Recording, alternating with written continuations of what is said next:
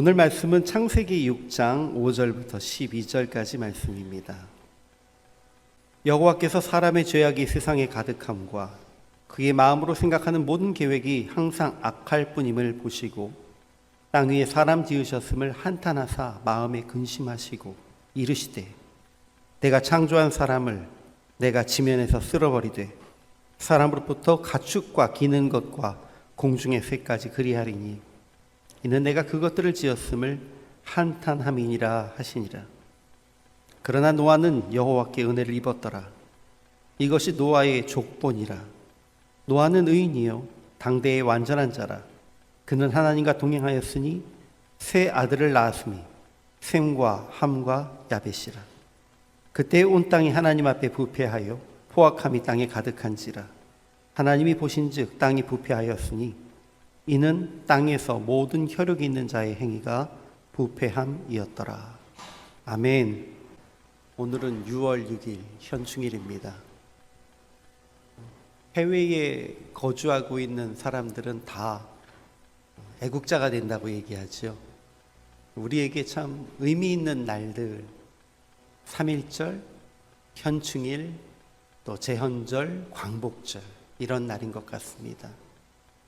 특별히 현충일은 정말로 많은 나라를 위해서 피 흘리시고 대한민국을 세워오신 분들을 감사드리는 그러한 날입니다. 사실 일본의 그 신도 같은 경우에는 자기들 전범들을 다 자기들의 신으로 섬기면서 자기 나라를 높이는 그러한 의미를 가지고 있지만 사실 우리에게 현충일은 매우 중요합니다. 왜냐하면 대한민국이라고 하는 나라를 세워감에 있어서 가장 앞장서서 피 흘리시고 희생하셨던 수많은 분들 중에 하나님의 복음을 가지고 그 자리에 뛰어드셨던 분들이 너무나 많기 때문입니다. 항상 이야기하는 것이지만 3월 1일 3.1절에 독립선언을 하셨던 33인 중에 과반수가 기독교인이었습니다. 그때 당시 기독교인들의 전체 퍼센테이지는 1%가 되지 않았습니다. 나라를 위해 희생하고 헌신하는 분들 중에 깨어서 나라를 구해야 되겠다고 하는 분들 중에는 절반이 넘었습니다. 이것이 기독교인들의 힘이었습니다. 여러 가지 많은 논란들이 있기는 하겠습니다만 대한민국이 독립하고 나라를 건국했을 때에 가장 중심이 되는 지도자 두 분, 이승만 대통령, 김구 선생님 두 분 모두 그리스도인이었습니다. 우리는 그들이 기도 가운데에서 나라를 세워가고 대한민국을 기도 가운데에 처음 문을 열었던 것을 기억합니다. 세계 어떤 나라에 있어도 그렇게 하나님께 기도드리면서 나라가 시작되는 경우가 흔치 않습니다. 유럽에 또는 미주의 어떤 나라들을 제외한다면 정말 그런 나라들은 흔치 않았던 것을 기억합니다. 그 이후에도 수많은 역사 속에서 우리 그리스도인들은 나라를 세우는 데 있어서 아주 중요한 역할을 해왔습니다. 그분들이 많은 6.25 전쟁 속에서도 피를 흘리셨고 또 민주화 운동 속에서도 피를 흘리셨고 지금까지 많은 피를 흘려서 나라를 세우셨음을 기억합니다.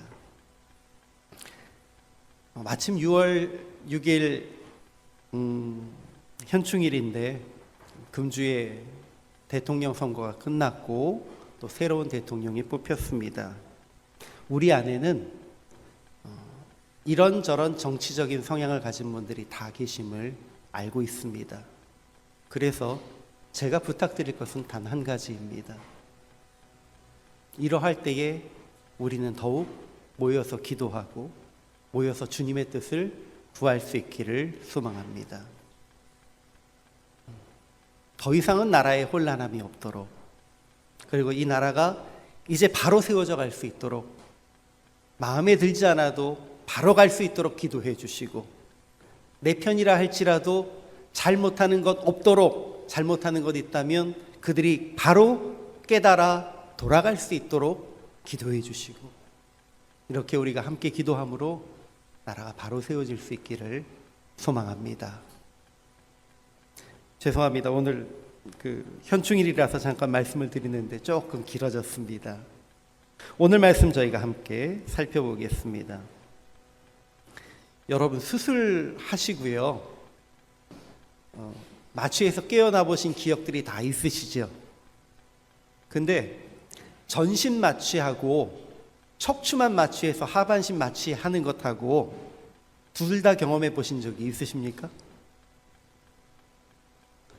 혹시 하반신 마취를 경험해 보신 분들이 있으시면 경험해 보셨어요? 제왕절개 할 때. 감사합니다. 여자분들은 그럼 몇 분은 경험을 해보셨을 수 있을 것 같네요.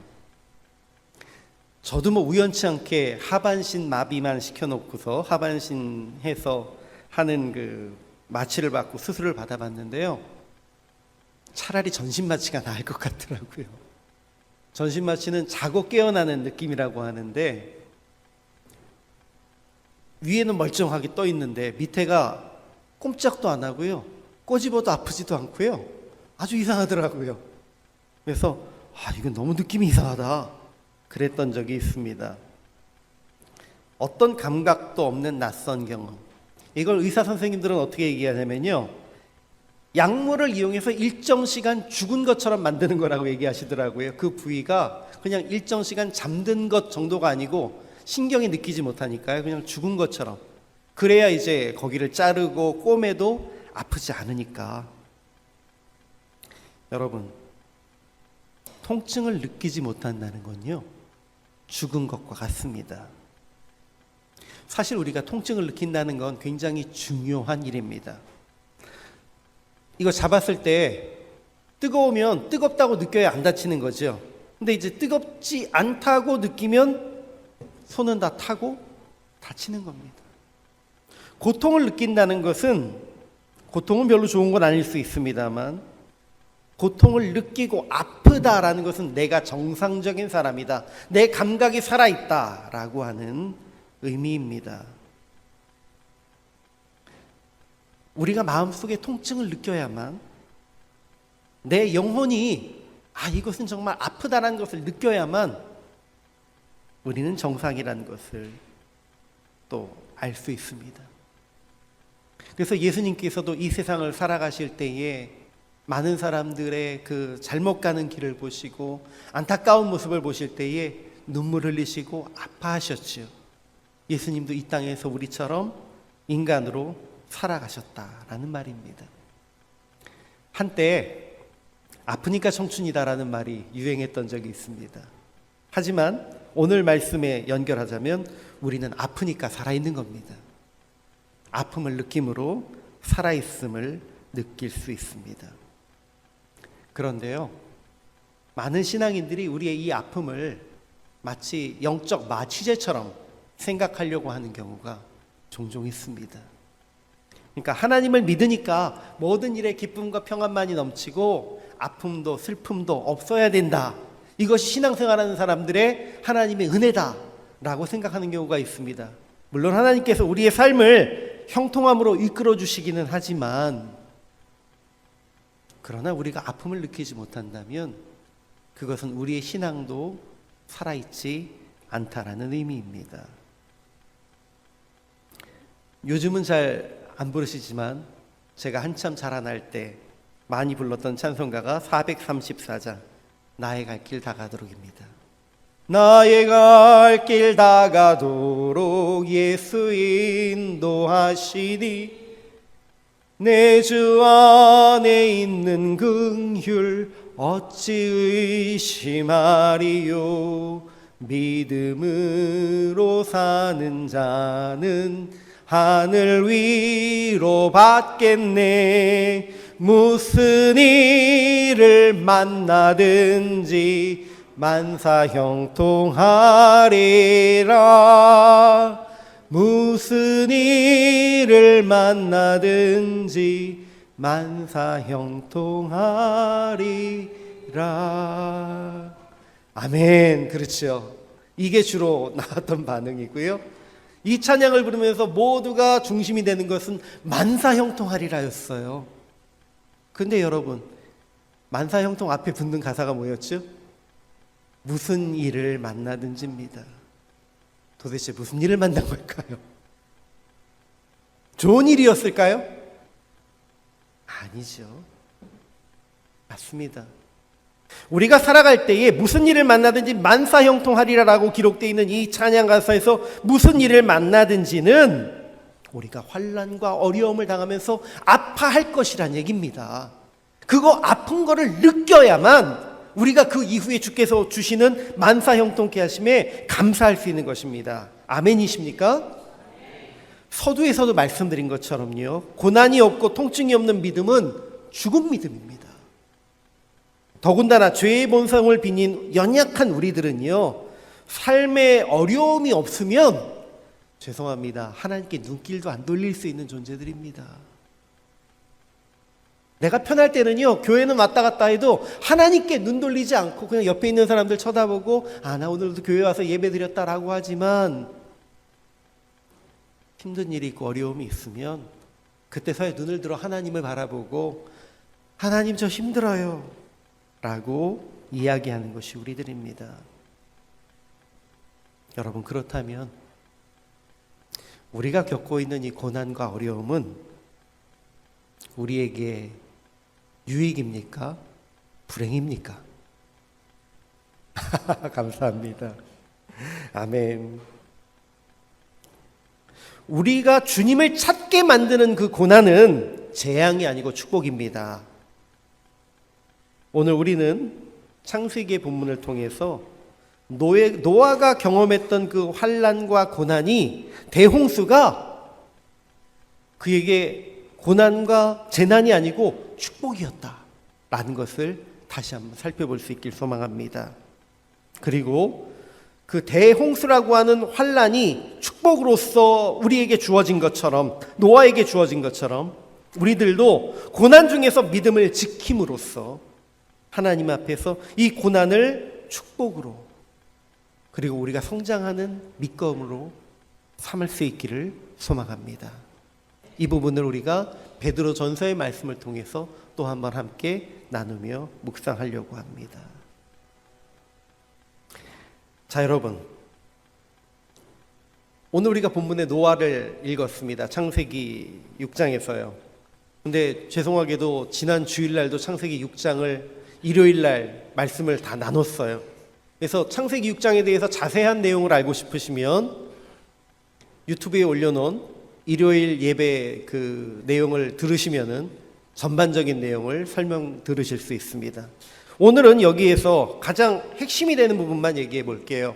노아가 그렇다면 어떻게 살았길래 그 고난 가운데 소망을 얻을 수 있었느냐라는 것입니다. 여러분, 노아가 고난을 겪었다는 것은 다 알고 계시죠? 그러면 노아가 겪은 고난은 무엇입니까? 많은 사람들이 노아의 홍수, 대홍수를 겪으면서 그 고난을 이겨낸 사람입니다 라고 이야기를 하잖아요. 그런데 정말 노아가 겪은 홍수가 대홍수인가요? 자, 여러분의 삶 속에서 제 삶이 너무 힘들었습니다, 제 삶이 너무 고통스러웠습니다 라고 하는 사건들을 잘 한번 생각해 보세요. 어떤 때에 그런 말이 나오죠?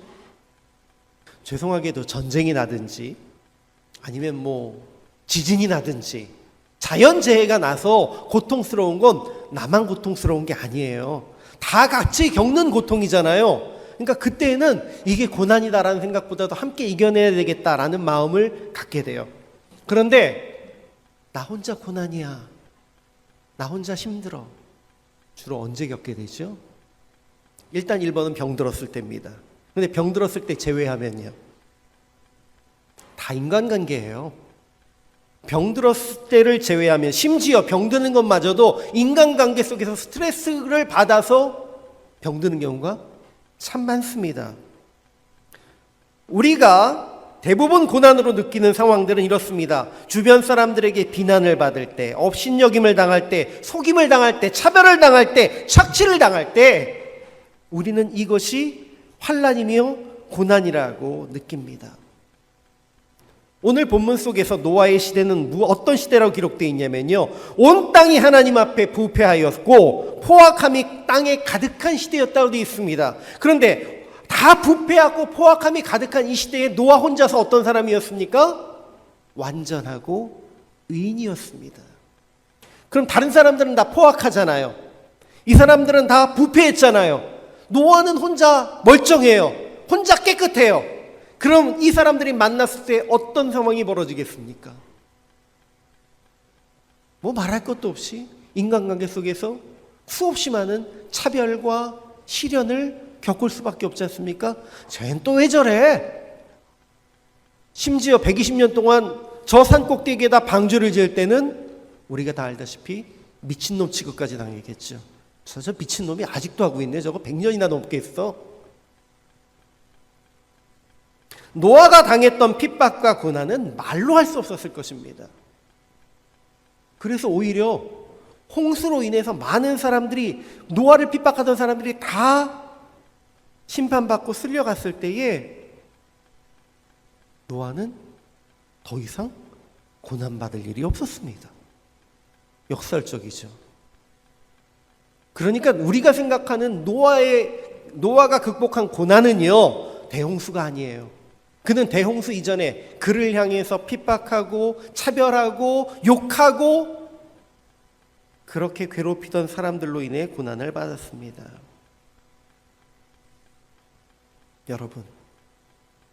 여러분들 어떠세요?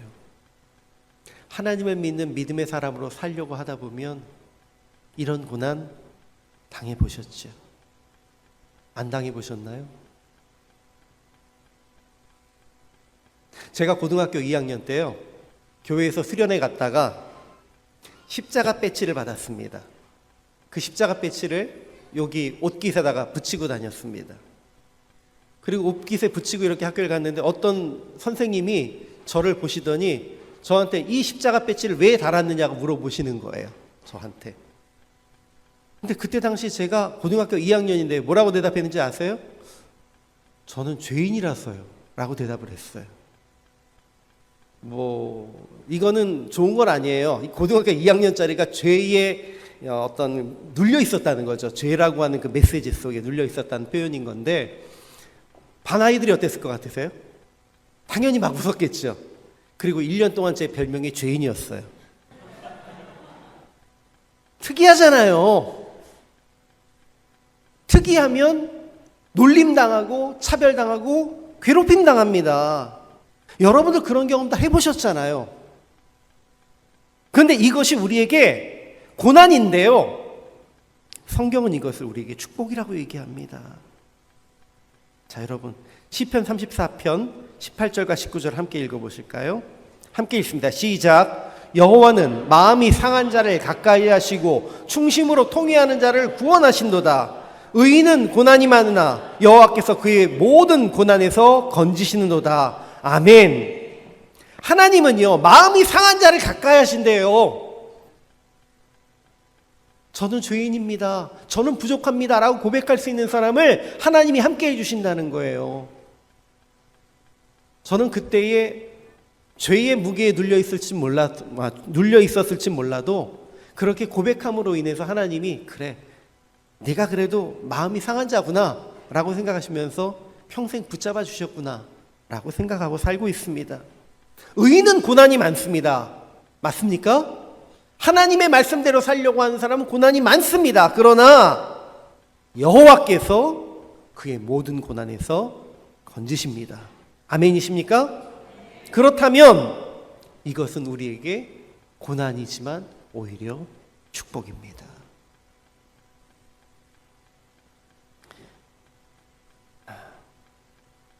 우리 주변의 세상 사람들이 아직도 우리 보면서 그렇게 얘기할 때 있습니다. 우리처럼 살면 돼. 너 그렇게 꼭 티내고 살지 마.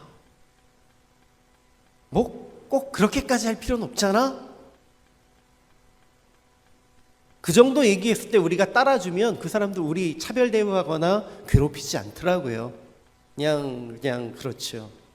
근데 굳이 그때에도 난 그렇게 못 살지, 하나님 믿는 사람인데 그렇게 살면 안 되지 라고 하는 마음으로 그들의 요구를 받아들이지 않으면 그때부터는 괴롭힘이 시작되고 왕따가 시작됩니다. 삶 속에 어려움이 있죠. 그럼에도 불구하고 이 고난과 어려움 속에서 하나님께서 건져주시기 때문에 우리는 살아갈 수 있습니다. 아멘이십니까?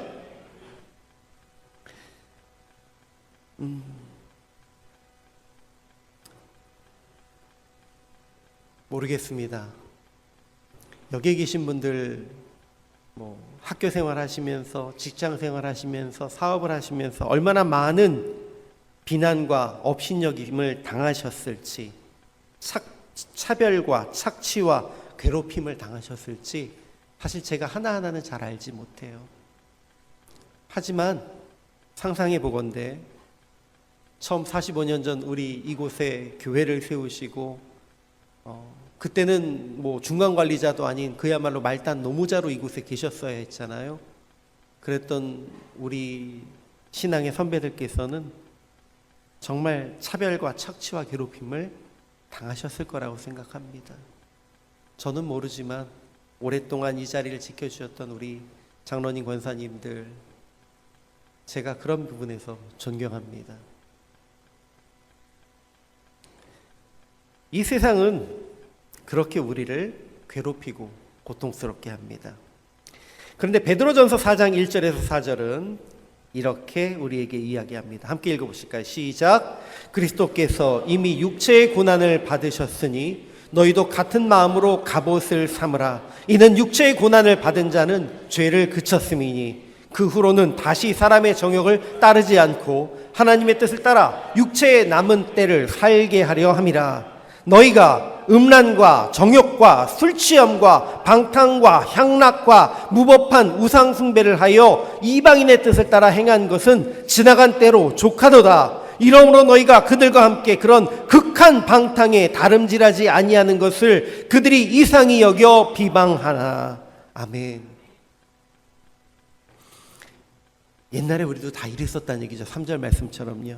음란과 정욕과 술취함과 방탕과 향락과 무법한 우상 숭배를 하면서 이방인들하고 똑같이 살았던 우리들이 이제 이 극한 방탕의 길, 정말로 저렇게 살면 안 되겠다라고 하는 깨달음을 통해서 그것을 단절하고 돌아섰을 때에 그들은 이상히 여겨 비방했다고 기록되어 있는데요, 비방 정도가 아니죠. 괴롭히고 죽이려 하고 우리를 고난 가운데 빠지게 합니다. 그럼에도 불구하고 하나님의 사람들은 그 길을 더 이상 따르지 않겠습니다 라고 다짐하는 사람들입니다. 그게 쉽지 않죠.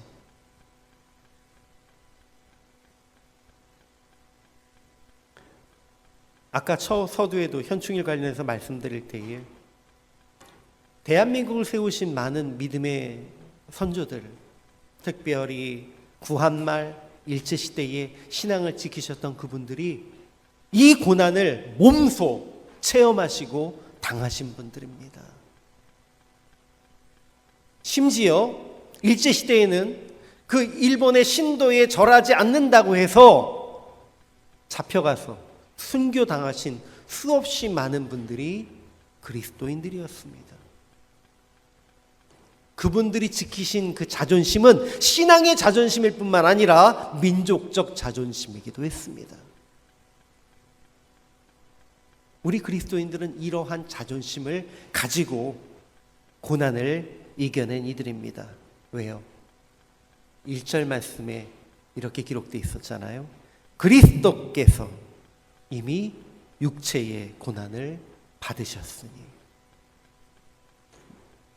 예수님은 가만 계시고 니들만 가서 해 하지 않으시고 예수님이 먼저 그 고난을 다 당하셨기 때문입니다. 사도 베드로는요, 초대교회 성도들이 그리스도인으로 살아가는 그 삶이 녹록지 않은 삶이라는 것을 알고 있었습니다. 차별과 핍박을 당하는 삶이란 것도 이미 알고 있었습니다. 그래서 너희가 그렇게 고난을 당하는데 이 고난이 그리스도의 뜻을 따라서 선한 삶을 살기 위한 거야. 그러니까 너희가 잘못 사는 거 아니야 라고 이야기하는 것입니다. 베드로전서 3장 17절 말씀입니다. 함께 봉독하실까요? 선을 행함으로 고난받는 것이 하나님의 뜻일진데 악을 행함으로 고난받는 것보다 나으니라. 선을 행함으로 고난받은 것이 하나님의 뜻입니다. 그런데요, 악을 행함으로 고난받는 것보다 나으니라. 이게 무슨 얘기죠? 겉으로 볼 땐 악을 행하면 편할 것 같지? 아니야. 악을 행해도 결국은 고난의 길이야. 선을 위해서 고난받는 것이 더 나은 거야. 그러면서 이제 베드로전서 3장 12절과 14절로 다시 올라가 보겠습니다. 함께 봉독하십니다. 시작. 주의 눈은 의인을 향하시고 그의 귀는 의인의 간구에 귀 기울이시되 주의 얼굴을 악행하는 자들을 대하시느니라 하였느니라. 또 너희가 열심으로 선을 행하면 누가 너희를 해하리요. 그러나 의를 위하여 고난을 받으면 복 있는 자니 그들이 두려워하는 것을 두려워하지 말며 근심하지 말고. 아멘.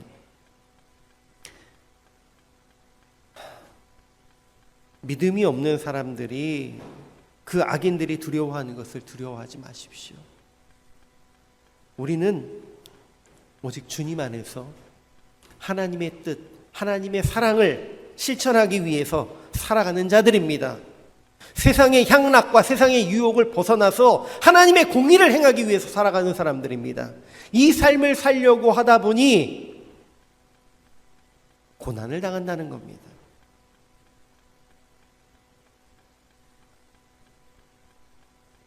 성경은 세상과 다른 삶을 살려고 하다 고난당한 사람들에 대해서 끊임없이 기록합니다. 모세는 하나님의 의를 위해서 이집트 사람을 죽이고 왕자의 자리를 내버린 후에 40년 동안 광야에서 도망자로 살았습니다. 그리고 그 선택 때문에 평생을 정말 지지리도 말 안 듣는 이스라엘 백성들을 이끌고 가나안 앞까지 갔습니다. 그러나 이것이 그에게 고난이었을지라도 그는 후회하지 않았습니다. 다윗은 사울에게 핍박을 받으면서도 하나님의 의로우심을 믿었고요. 그는 기름 부음 받은 왕 사울을 죽이지 않기 위해서 스스로 광야에서 도망자 생활을 했습니다. 만약 다윗이 선한 마음을 품지 않고 그래 나를 죽이려 해? 그럼 나도 상대하겠어 라고 하면서 사울을 죽이고 왕이 될 생각을 했다면 그는 충분히 사울을 죽이고 왕이 될 수 있는 힘도 가지고 있었습니다. 그러나 그는 끝까지 하나님 앞에 고난을 마다하지 않고 하나님의 선을 행하며 살았습니다. 초대교회 시대에 수없이 많은 믿음의 사람들이 로마 황제의 핍박을 받는 그 시대에 나 예수님 안 믿겠습니다 라고 얘기하지 않고 그렇다면 내 신앙을 위해서 나는 이 땅 위에서의 삶을 포기할 수 있습니다 라고 하면서 지하에 무덤으로 숨어 들어갔던 수많은 믿음의 사람들은 그 무덤에 숨어 살면서도 고난을 기쁨으로 받아들였습니다. 우리가 지금 살고 있는 이곳 무슬림 땅에서도 사실 수없이 많은 수모와 핍박을 당하면서도 경제적 착취를 당하면서도 믿음을 지켜왔던 아주 소수의 신앙인들이 있었습니다.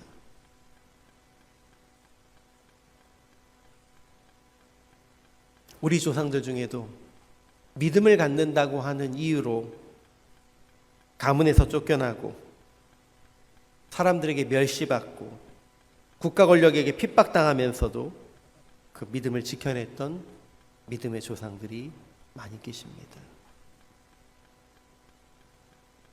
여러분, 다시 한번 쭉 돌아보세요. 그렇다면 경제 불황이나 전쟁이나 자연재해나 세계를 넘나드는 그 팬데믹 같은 전염병이 우리에게 고난이고 환난일까요? 이것도 어려운 상황이긴 하지요. 그러나 우리가 정말로 겪어야 할 고난, 이겨내야 할 고난은 내가 그리스도인이기 때문에 너는 나와 달라. 너는 왜 그렇게 살아?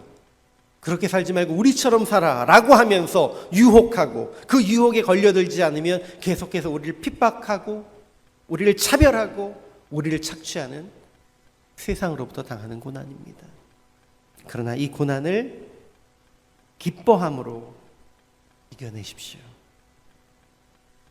이 고난이 있다는 것 자체, 그리고 이것을 아프다라고 느낄 수 있는 자체가 우리의 신앙이 살아있다는 증거이기 때문입니다.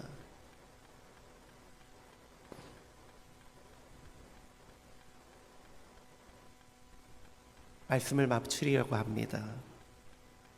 노아가 대홍수를 통해서 구원을 얻었던 것은 그가 오히려 홍수 전에 수없이 많은 사람들에게 고난을 당하던 것으로부터 구원받은 계기였습니다.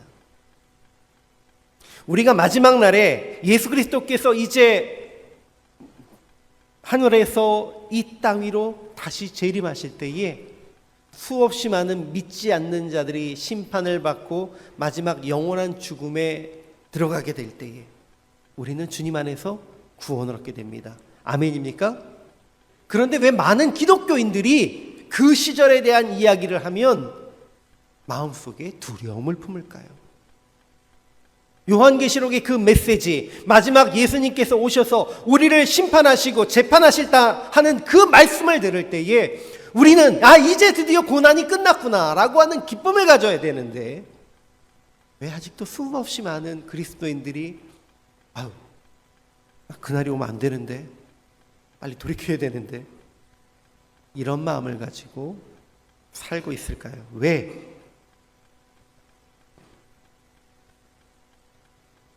여러분, 우리는 그러지 않길 바랍니다.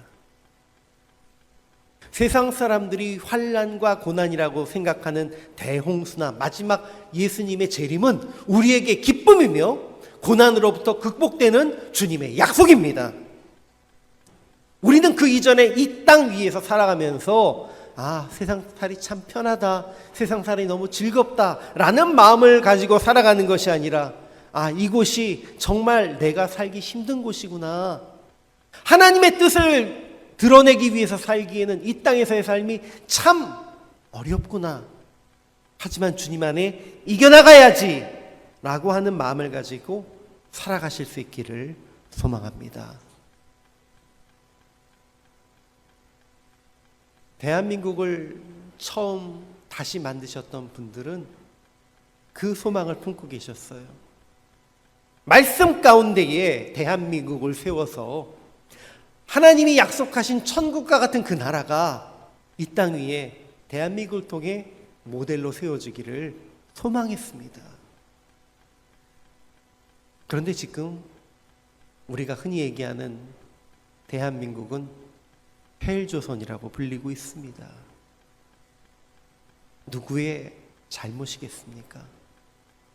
세상의 잘못도 있겠으나 우리가 고난 중에 사는 것, 핍박 중에 사는 것을 잊어버리고 그리스도인들이 세상에서 사는 게 참 편하다, 이 땅에 사는 게 참 좋으네 라는 마음을 가지고 살기 시작한 이후에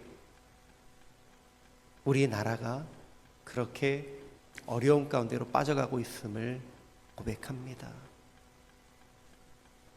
이제 여러분, 개인적으로도 세상에 차별당하고 핍박을 당할지언정, 고난을 당할지언정 믿음의 사람으로 살아가겠습니다 라고 하는 그 마음을 다시 한번 품어주십시오. 그리고 우리 모든 교회가 그런 마음으로 하나님의 공의를 세우고 세상의 가치가 아닌 참된 하나님 나라의 가치를 가지고 교회를 바로 세워나갈 때에 그것이 교회만 바로 세워지는 것이 아니라 대한민국이 바로 세워지고, 대한민국이 바로 세워짐으로 전 세계 가운데에 한 나라가 바로 세워짐을 통해 여러 나라의 평화와 하나님의 기쁨의 소식이, 하나님 나라의 모델이 세워지는 놀라운 역사가 일어날 수 있도록 여러분 함께 기도해 주시고 함께 헌신해 주십시오. 대한민국에서 멀리 떨어진 이곳 쿠웨이트지만 우리가 그 사명을 감당하며 살아갈 수 있는 성도들 될 수 있기를 소망합니다.